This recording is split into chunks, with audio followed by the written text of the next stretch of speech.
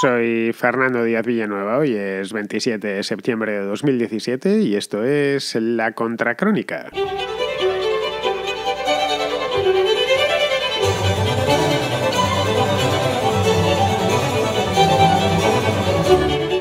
El lunes pasado, la Casa Blanca anunció nuevas sanciones contra Nicolás Maduro y contra su régimen. Es algo que salió en todos los periódicos, pero aquí en España no dimos demasiada importancia a esta historia porque estamos en lo que estamos, como bien sabemos todos, y en estos momentos no es precisamente lo que pasa en Venezuela. De hecho, no es en estos momentos sobre lo que pasa en ninguna parte del mundo. Es solo nuestro monotema, ya sabéis, del referéndum de Cataluña, que se acabará, Dios mediante o sin Dios mediante, dentro de solo 4 días. Muy bien, pues volviendo a Venezuela y a Washington DC, esta nueva ronda de sanciones se sustancia en la prohibición de entrar en el país para funcionarios del gobierno y para sus familias. Pero ojo, no todos los funcionarios, solo los de la línea más dura, digamos, los más cercanos al presidente. Esta sanción, que nos parecerá muy dura, pero realmente no lo es, se suma a las que ya anunciaron en la Casa Blanca el pasado mes de agosto. Aquellas eran de tipo financiero y eran en castigo por la ruptura del orden constitucional, de los sucesos y los acontecimientos tristes del pasado mes de junio y mes de julio. Bien, Estados Unidos no es el único, como os podéis imaginar, están recibiendo sanciones internacionales. Lo que se ha pedido Trump es que la Unión Europea se moje. Canadá también ha fijado sanciones de tipo económico para las principales figuras del régimen, lo cual podríamos leerlo como que se cierra el círculo en torno a Maduro. Es como muy bonito, ¿no? Muy edificante. Ahora bien, toca preguntarse, que parece que están tomando medidas en todas partes, si estas medidas funcionarán. Yo personalmente creo que no. Ahora os explico por qué.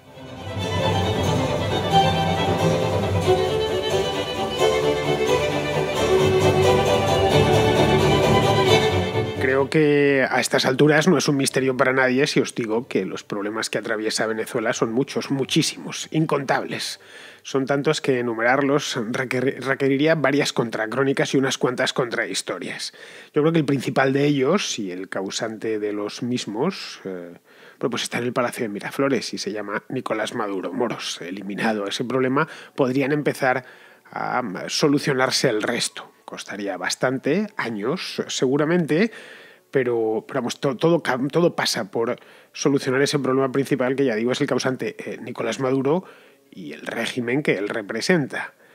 Ahora bien, dicho esto, a partir de ahí los problemas son muchos. Es decir, en el caso de que quitemos a Nicolás Maduro en medio, que más tarde o más temprano, ya sea porque lo quitan desde dentro o porque termine saliendo por su propio pie, el hecho es que los problemas los va a seguir teniendo durante mucho tiempo. Ahora está más blindado que nunca, eso sí, desde que puso en marcha la Asamblea Constituyente hace ya más de un mes. Pero vamos, de él para abajo todo es una ruina, empezando por la economía y terminando por la salud de los propios venezolanos. Las protestas continúan, no con la intensidad de hace un par de meses, pero sigue habiendo descontento en Venezuela y sigue habiendo manifestaciones. Ya digo, no son pasto de los periódicos, entre otras cosas porque hemos salido ya del verano boreal y empieza a haber otro tipo de noticias que terminan copando las portadas. Esto de la información es muy caprichosa. Yo llevo muchos años dedicado a ella y a veces no sé realmente por qué una noticia se deja de dar o por qué se empieza a dar. El hecho es que la gente de pronto se despierta una demanda y esa demanda se desaparece. Es decir, digamos que el consumidor de noticias se termina cansando de los temas. Ya veréis, como os decía antes del referéndum de Cataluña, como dentro de un mes nadie quiere oír hablar de él. Y ahora, fijaos, abrimos cualquier periódico y tenemos 6, 7, 8, 10 noticias sobre el tema y podríamos culpar a los periódicos, pero tampoco serviría de nada. Ellos nos las ponen ahí simplemente porque entienden que es lo que leemos y lo que miramos, y si lo entienden es porque la gente está pinchando en ellas, ¿no? Es una relación, una especie de círculo vicioso. Pues lo mismo sucedió en el mes de julio con la historia de Venezuela. Más de uno me ha preguntado, ¿ahora por qué no se informa? Se sigue informando, pero no de una manera tan intensiva. Y luego que también ha bajado bastante lo que es el movimiento callejero. Pero vamos, por lo demás, el país está hambriento, está desesperanzado, y sobre todo yo creo que Venezuela está exhausta. Es decir, es un lugar donde hay escasez de todo. incluyendo naturalmente de insumos básicos como la harina de maíz o simplemente las medicinas. Venezuela es un país donde no hay ni medicinas ni vacunas o cuesta muchísimo encontrarlas. Aquí en Madrid hay una farmacia, creo que está por la zona de las Tablas, donde la colonia de venezolanos en la ciudad, que es muy grande, compra medicinas. Se ha especializado esa farmacia solo en vender medicinas para enviar a Venezuela. Todavía sigue habiendo 2 líneas aéreas españolas que vuelan a Caracas, Air Europa e Iberia, de las pocas que van quedando, porque la mayor parte de aerolíneas ha cerrado sus vuelos. Y sigue habiendo gente que trasiega de aquí a Venezuela todos los días. Bien, pues esta farmacia se ha especializado en eso porque cosas tan elementales como un calmante o digamos ya medicamentos mucho más sofisticados, pues hoy por hoy en Venezuela son imposibles de encontrar o se encuentran a precios altísimos, inflados porque se venden en el mercado paralelo, es decir, en el mercado negro. Bien, como os podéis imaginar, ante semejante panorama, pues lo de las sanciones es como una gota de agua en un océano de lágrimas, en un océano de amargura. La oposición la recibe bien, que menos, claro, pero se muestra escéptica. Dice, bueno, sí, está bien, que por fin en las cancillerías internacionales se haga algo al respecto, pero por lo menos las que se han tomado hasta ahora no creen, yo desde luego tampoco lo creo, que funcionen. Es decir, que impulsen al gobierno de Nicolás Maduro, no ya a suicidarse, que no lo va a hacer, pero sí a tomar alguna medida, ¿no? Como por ejemplo detener esta deriva totalitaria que aceleró a partir del mes de junio de este año. Bien, las del mes pasado se emitieron, creo que fue hace justo un mes, no sé si fue el día 24 o el 25 de agosto, esas no han conseguido absolutamente nada. Prohibían en concreto, estas de, ya digo, el mes pasado, prohibían al Tesoro venezolano emitir bonos en Estados Unidos. Esa era una de las sanciones. Pero claro, nadie en su sano juicio, nadie compraría, hay que estar muy loco, hay que tener ganas de arruinarse, compraría hoy un título de deuda venezolano. Es decir, tienes más probabilidades de recuperar el dinero metiéndolo en una botella y lanzándolo al océano Atlántico, de que esa botella te vuelva de nuevo a la misma playa que prestándoselo al gobierno venezolano. No digamos ya dentro de 10 años. Si es un bono a corto, que es a fin de cuentas a lo que vive ya el régimen de Maduro, bien, porque Maduro pagar sí que paga, por la cuenta que le trae. Pero un bono a 10, vamos, yo desde luego no lo haría. Bueno, prohibían también a PDVSA, que es la empresa petrolera estatal, emitir deuda en el mercado financiero, pero solo en el norteamericano, o buscar financiación en bancos estadounidenses. PDVSA sí tiene más capacidad de endeudamiento porque, bueno, pues como colateral pone la producción petrolera. La producción petrolera venezolana no es la que era, está ya muy mermada básicamente por la mala administración que de ella han hecho los sucesivos gobiernos bolivarianos, pero vamos, sigue siendo importante. Venezuela sigue siendo uno de los mayores productores de petróleo del mundo, entre otras cosas porque tiene unas reservas fuera de lo común, las reservas más grandes del mundo, aunque están malbaratadas, mal explotadas, muchas ni siquiera se han puesto en explotación, pero bueno, sigue sacando muchos barriles de petróleo todos los días. Y además, hay otra cosa, se puede buscar financiación en otros lados que no sean los Estados Unidos. Se puede uno buscar financiación en otras plazas financieras, como puede ser Hong Kong o Singapur. Es decir, si no me dejas operar en Nueva York, pues me iré a otro lado. Es decir, puedo emitir ese bono en otro sitio. Bien, estas eran las sanciones de agosto. Y como veis, no han surtido ningún efecto práctico. Las de septiembre son todavía más... están todavía más tomadas con pinzas. Es una serie de funcionarios, ni siquiera especifica cuáles en concreto, no van a poder entrar en Estados Unidos. Y sus familiares tampoco. Nada más. Y yo creo que son ambas, tanto las del mes pasado como las de este, son algo más simbólico que otra cosa. Son sanciones políticas para salvar la cara después de los acontecimientos de este verano, que han sido muy graves y los Estados Unidos tenían que hacer algo y al final han terminado haciendo esto. Evidentemente no funcionarán, no han funcionado hasta ahora y seguirán sin funcionar, y no lo harán porque no van al corazón del problema. ¿Y cuál es el corazón del problema? ¿Cómo con una sanción? ¿No? El corazón del problema, ya lo he dicho antes, es Nicolás Maduro. Pero no le pueden pedir que se vaya, no pueden hacer una injerencia semejante. Venezuela es una república soberana. El corazón del problema, es decir, la sanción, la única que podría llegar a funcionar, es tocar el petróleo. La venta de petróleo, quiero decir. Mientras Trump no decrete el veto al crudo venezolano, nada pasará. Porque es el petróleo y no otra cosa la principal y diría ya que casi única fuente de ingresos del gobierno de Maduro. Venezuela no vende otra cosa en el exterior más que petróleo. Si miramos su gráfica de importaciones del año pasado, es que es prácticamente un 100% de ventas de crudo o derivados del petróleo. Los Estados Unidos, he ido a mirarlo porque no lo sabía mientras me preparaba la contra de hoy. Los Estados Unidos compran actualmente unos 800.000 barriles de petróleo venezolano al día. Compran muchos más en otras partes del mundo, más los que producen dentro del país. Pero todos los días Estados Unidos o las petroleras estadounidenses, entre ellas una que tiene titularidad venezolana, compran unos 800.000 barriles. Que esto es aproximadamente el 40% de la producción venezolana diaria. Es decir, Venezuela viene a producir aproximadamente algo más de 2 millones de barriles.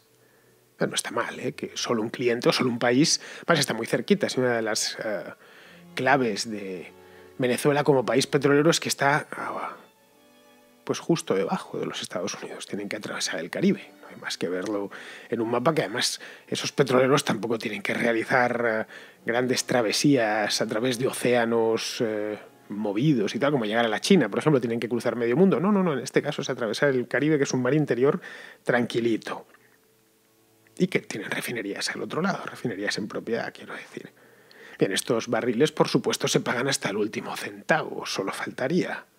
Caray, estamos hablando de una cantidad de dinero considerable, de 40 millones de dólares diarios, al precio promedio de los últimos meses, de 280 millones de dólares a la semana, de 1.120 millones de dólares al mes.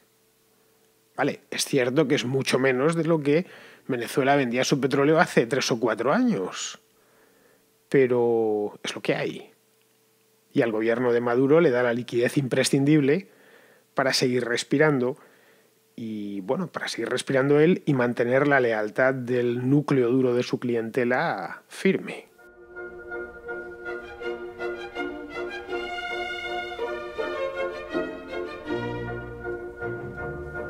Entonces diréis, bueno, pues ya está, ya lo hemos descubierto, ¿para qué darle más vueltas? Simplemente hay que presionar a Estados Unidos, a la Casa Blanca, que precisamente está ocupada ahora por un inquilino que no es muy amigo, digamos, del bolivarianismo en general, de los regímenes del socialismo del siglo XXI, como es Donald Trump, lo ha criticado siempre desde el principio. Entonces es una cuestión de hacer presión. Para Estados Unidos esos 800.000 barriles son una fracción y además pueden buscar a otro proveedor. Será por países que producen petróleo en el mundo. Hay un montón de ellos. Y más ahora que precisamente lo que faltan son compradores. El precio del petróleo lleva cayendo o lleva abajo desde hace 3 años. Si fuera tan fácil, ¿por qué no lo hacen? Pues yo creo que porque ni siquiera un embargo petrolero funcionaría. Sería indiscutiblemente algo muy duro, especialmente los primeros meses, pero a la larga no funcionaría. En Caracas lo saben, obviamente. Saben de su debilidad, saben que esos primeros meses lo pasarían muy mal y que sería un golpe que lo mismo cabría hasta la posibilidad de que se llevase por delante, si no a todo el régimen, a una parte. De ahí que estén como locos buscando nuevos clientes menos peligrosos, como pueden ser Rusia o China. Los chinos son como una esponja de crudo. La suya es una economía gigantesca con grandes necesidades energéticas y compran petróleo por todo el mundo, desde Venezuela al centro de África. Un país de 1.500 millones de habitantes, además creciendo. Los rusos, por su parte, que ya producen mucho petróleo ellos mismos, están más interesados en otras cosas del petróleo venezolano, no tanto en el petróleo en sí, sino en los yacimientos de Venezuela. Quieren extraerlo más que en comprarlo. Solo Rosneft, que es el gigante petrolero estatal de Rusia, está metido en 5 proyectos petroleros en Venezuela. Todos estos reales, que están operativos ahora mismo. Proyectos de prospección, de nuevos pozos. Y Maduro acaba de ofrecerles a los de Rosneft participar en otros tantos, otros 5. En concreto en la faja del Orinoco y en el lago Maracaibo. Entonces, la faja del Orinoco es un petróleo extra pesado y tal, pero no deja de ser petróleo. Además hay una cantidad ingente. De hecho, dicen que es la mayor reserva del mundo. Bueno, voy más lejos. Hace 9 meses, en diciembre del año pasado, 2016, PDVSA pidió a Rosneft, a la petrolera estatal rusa, es decir, a su homóloga rusa, le pidió un préstamo de $1.600 millones. Una cantidad considerable que andaría... Bueno, es que PDVSA es como la hucha del régimen venezolano y andan los gobernantes, andan los políticos siempre necesitados de fondos y PDVSA es la que se los proporciona. Bueno, pues pidieron $1.600 millones a la petrolera rusa.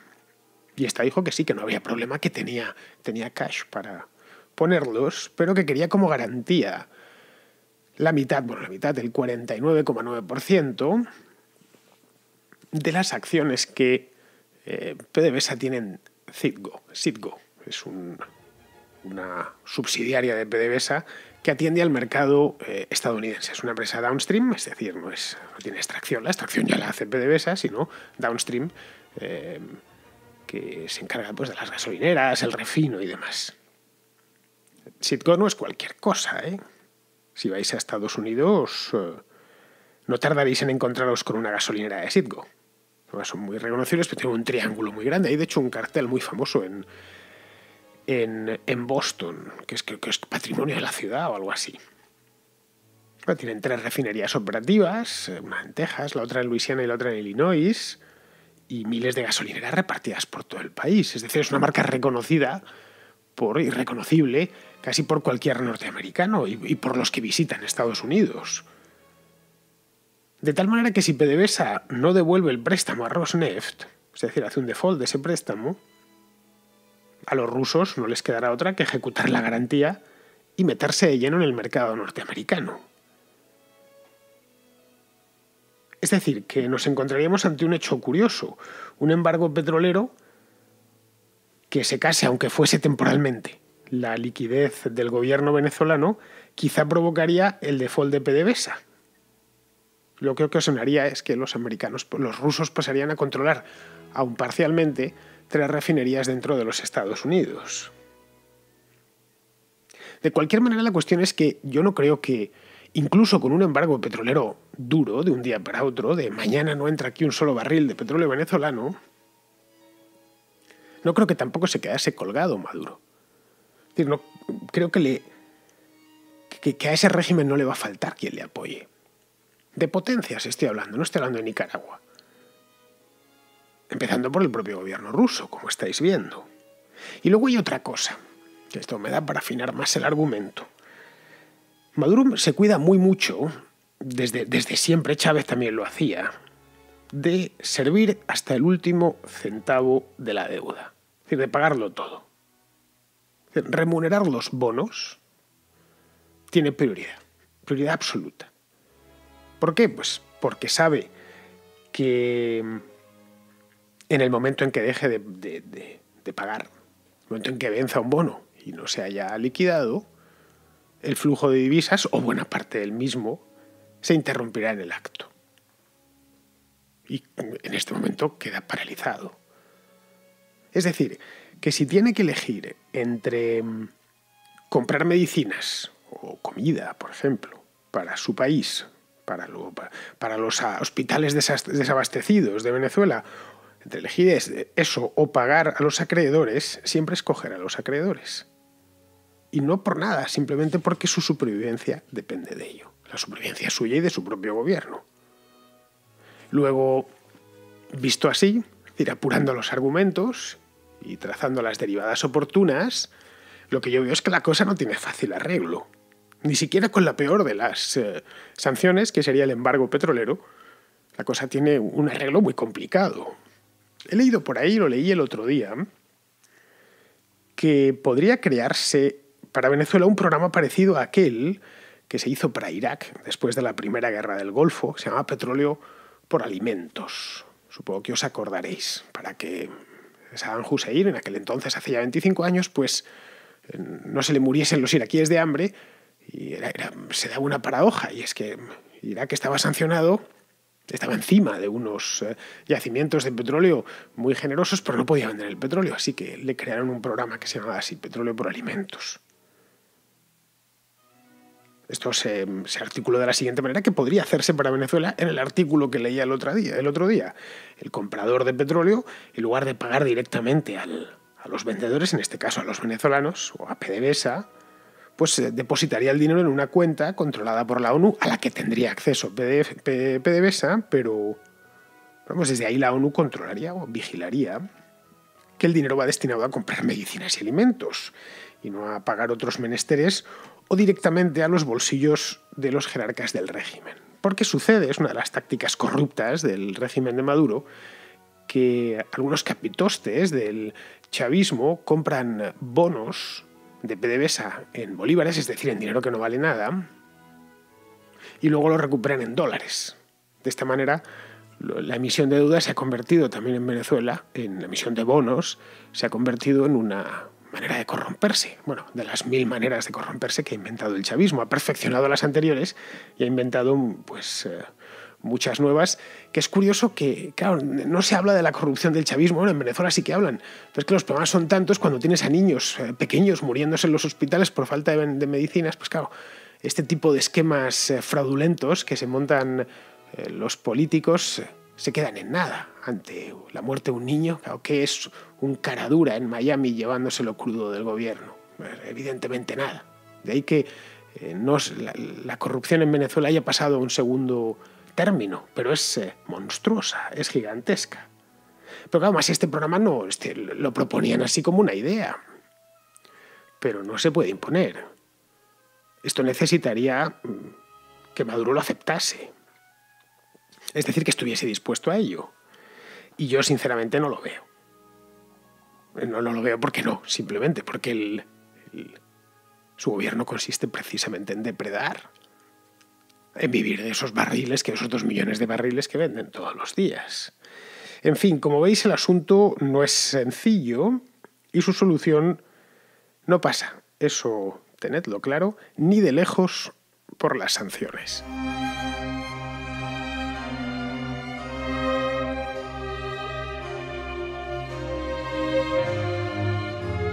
Óscar Mota, que es estudiante de México, tan simpático y tan aficionado a la contracrónica, tiene una duda sobre el follón que tenemos montado aquí en España con lo del referéndum catalán. Comentarios con respecto a la situación que vive ahorita Cataluña. Me da la impresión de que el apoyo no es multitudinario en cuanto a la cuestión separatista, y eso me hace preguntarme, digamos, concretamente quiénes son los que se ven beneficiados, aparte evidentemente de los grupos políticos, con esta intención de separarse de España. Pues mira, Óscar, el independentismo el independentismo catalán, quiero decir, es muy variado ideológicamente. Otros, porque en España no es el único que tenemos independentistas en prácticamente todas las regiones. No piensas que es una curiosidad. Aquí es la norma, aquí lo raro es encontrar una región sin independentistas, la que estoy yo, pero porque es la capital, que si la capital mañana se la llevasen a Socuellamos también habría independentistas madrileños, no te quepa la menor duda. Entonces, el catalán en concreto es muy variado ideológicamente, porque tiene una base social muy amplia. Y por lo tanto hay de todo. Unos creen que pues van a hacer la revolución, por fin, la revolución casi bolchevique, que después de esta ya, pues estos de este partidito, la CUP, son abiertamente chavistas. No lo digo yo, lo dicen ellos que no han viajado a Venezuela siempre que han podido y salen con camisetas de los ojos de Chávez y tal, siempre que pueden y les gusta mostrarse así. Otros creen que van a convertir Cataluña en algo parecido a Luxemburgo. Otros directamente no creen nada, simplemente siguen la corriente, porque especialmente en el medio rural, en los pueblos, la presión social es muy fuerte. No tanto en ciudades como la propia Barcelona, por supuesto, pero en lugares más pequeños pues hay digamos, un consenso, y a la gente no le gusta llevar la contraria. Nos gusta llevar la contraria a nosotros que hacemos la contracrónica, pero no al común de los mortales, no os engañéis. Al hombre común le cuesta mucho ponerse en contra de un consenso, y esto se verifica aquí en prácticamente todas partes. Es decir, que yo creo que el independentismo catalán, esto es una impresión mía después de toda una vida mirándolos y viéndolos y estudiándolos, creo que más que definirse a favor, de definirse en positivo, se define en contra. Básicamente en contra de una España que no existe, como explicaba la semana pasada, ¿no? O que solo existe en sus delirios identitarios. Han construido una especie de fantoche, y ese fantoche pues luchan contra él. Claro, luego sucede que el fantoche no existe y algunos terminan despertando de un modo u otro a la realidad. Bueno, continuamos con este tema que ya os he dicho al principio que es el monotema, que no es otra cosa en España, y claro, las llamadas que me llegan, las notas de voz, pues van sobre esto. Jorge es un oyente español que vive en Noruega y nos quiere contar una historia muy interesante. Hoy, un amigo que también vive en Noruega y que es fiel oyente de la Contracrónica, me ha remitido un artículo del ente público de radio y televisión noruega, NRK, en el que se recogen 6 hechos que se deben conocer para comprender la crisis en Cataluña. Y cuando uno los lee, pues observa que son todos los argumentos que esgrime el secesionismo, y que es legítimo. Uno no va a decir que no tienen derecho a defender su postura. Lo que sí me preocupa es que la red de embajadas española, y en este caso la embajada española en Noruega, no haya salido al quite a refutar esas afirmaciones, o al menos a ofrecer una versión de la otra parte. Me parece lamentable y patético que con toda la red de embajadas que tenemos y con lo bien que viven los embajadores en sus respectivos palacetes, ni siquiera tengan la dignidad de ofrecer versiones alternativas al relato secesionista y golpista desde hace 2 semanas. Bueno, Jorge, es que es muy posible que el embajador español en Oslo, que se llama, te voy a dar el nombre porque lo he ido a buscar, al Ministerio de Exteriores, se llama Antonio López Martínez, pues muy posible que este hombre no sepa noruego. Casi estaría por jugarme contigo un cubata, y casi seguro que no sabe noruego. Le ha tocado allí hablar inglés, lo hablará muy bien seguramente, pero noruego no, que no es una lengua que hay que echarle de comer aparte. He mirado ese enlace que me has dado de ese periódico noruego, de esa página web, y no he entendido absolutamente nada. Así que, bien, entended que no todos los embajadores tienen que hablar la lengua del lugar, y es vuestra labor recordárselo. Más que contármelo a mí, tenéis que contárselo al embajador, que ganan mucho dinero precisamente porque se lo pagamos. Así que ya que le escribís o llamáis a la embajada o se lo hacéis llegar por las redes sociales, bueno, ya de paso le dais saludos de mi parte, a ver si lo fichamos también como oyente de la Contracrónica en Noruega. Sería el tercero, junto con vosotros dos, y a mí ya de paso pues me manda a Madrid un salmón ahumado, pero entero, de esos que se comen en Noruega, que son una cosa fuera de lo común. Así que nada, ya sabéis, si queréis resolver esto, que no sé si se resolverá alguna vez, decídselo a él personalmente. Y voy a terminar, no me queda mucho tiempo, pues que tengo una llamada más. Esta es de Rafael y me deja una nota de voz, no tanto para que yo opine como para contarnos una movidilla que han tenido Centeno y Rayo por Twitter a cuenta precisamente del referéndum en Cataluña. Pues mira, te envío este audio después de haber escuchado el programa de César Vidal en la sección en la que colabora Roberto Centeno, que es de economía, y en ella habla sobre su polémica sobre el tema de la independencia de Cataluña que ha tenido con Juan Manuel Rayo. Pues por supuesto, para los que los conozcan, Roberto Centeno es un señor un poco más conservador, no tan liberal como Rayo, y defiende a capa y espada la unidad de España y un poco pues lo que dice el ABC, vaya. Y bueno, y yo creo que Rayo, sin llegar a estar a favor de la independencia de Cataluña, como dice Centeno que está, pues sí que es un poco relativista, ¿no? Desde el punto de vista liberal de que la gente haga lo que quiere, ¿no? Y el caso es que, bueno, he estado mirando un poco los artículos, los cruces que se han hecho en Twitter, y me parece que merece la pena ser comentado en tu programa. Se ve que a Rayo y a Centeno les gusta sacudirse la badana de vez en cuando, porque no es la primera vez que lo hacen. Acordaos, hace unos meses también estuvieron en las mismas. Se ponen, se insultan. Bueno, Rayo no, que Rayo no insulta nunca, pero pero a Centeno sí que se le calienta la boca. Yo la verdad es que ni entro ni salgo. Yo no tomo partido en este asunto. Bastante tengo, como te puedes figurar, con el canario y sus canarieces. Así que no me voy a meter aquí porque lo mismo da que me da lo mismo. Bueno, pues cerrado este asunto, vamos a pasar con Pizarro a despedirnos, que nos quiere hablar del tema este de la economía chilena. Sobre el papel, la emotiva y simplona argumentación de que Chile es más rico, pero no todos los chilenos lo son. Así que el Estado va a tener que redistribuir esa riqueza entre todos los chilenos. No tiene un pero. Ahora bien, el Estado que no ha creado esa riqueza no es capaz de redistribuirla sin malograrla, pues su redistribución consiste en más gasto, primero asumible y luego no, que aboca a más impuestos, primero asumibles y luego no, y a más deuda, primero asumible y luego no. Y cuando todo es inasumible, entonces todos se preguntan qué ha podido fallar y cómo se ha llegado al punto de un Chile pobre y con la inmensa mayoría de los chilenos más pobres. Ahora, sobre las elecciones, toca la emotiva y simplona argumentación de ahora, más que nunca, el Estado ha de redistribuir para socorrer. Casi tan cansina como triste. Un cordial saludo de Pizarro. Tienes la voz tomada, Alejandro? Tronco, que eres médico. Solo faltaba en casa de herrero cuchillo de palo, Solo faltaba que tú te nos quedes sin voz. Me tendría que quedar yo, que de médico no tengo nada. Y además le echo muchas horas hablando por aquí, así que cuídate la voz. Tú sabrás exactamente qué pastilla tomarte. Bastante mejor que yo, porque se le notaba que raspaba un poquillo. Y todavía no ha empezado el frío. Hemos empezado con las noches frescas. Dentro de 2 meses ya sabes cómo estaremos aquí en Madrid. Muy bien, queridos amigos, pues con esto me despido de vosotros. Hasta mañana.